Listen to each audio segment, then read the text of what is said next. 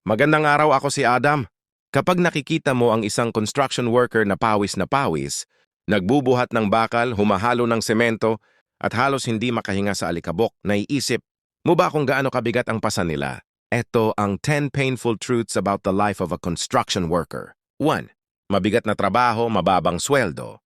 Maghapon silang nakabilad sa araw, buhat dito, buhat doon, pero pagdating ng sweldo, kulang pa rin para sa gastusin.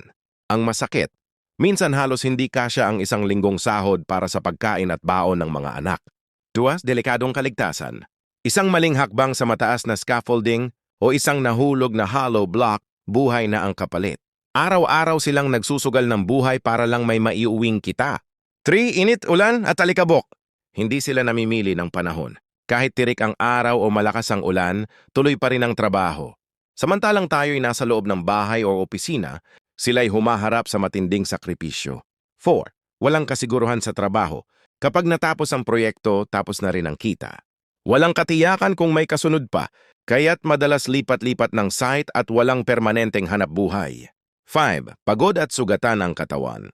Rayuma, pananakit ng likod, sugat at pasa ang karaniwang dala nila. Pero kahit masakit, gigising ulit kinabukasan para muling magtrabaho dahil walang ibang aasahan ng pamilya.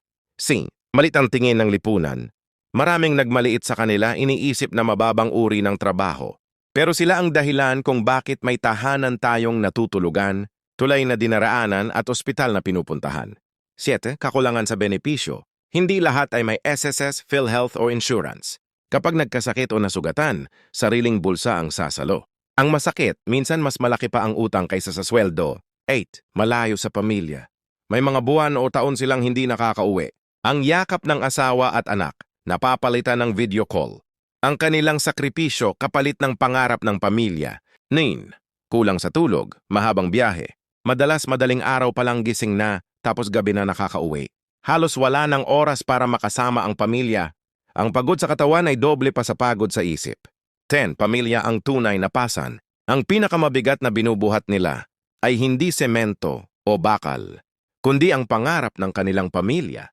Kahit pagod at gutom, basta may maibigay sa mga anak, tuloy-tuloy ang laban. Mga ka-faith, hindi sila basta manggagawa. Sila ang haligi ng ating lipunan. Ang bawat pawis at sugat sa kanilang katawan ay tanda ng sakripisyo para sa ating kinabukasan. Kaya sa susunod na makakita ka ng construction worker, huwag mo silang maliitin. Bigyan mo sila ng respeto, pasasalamat at ngiti.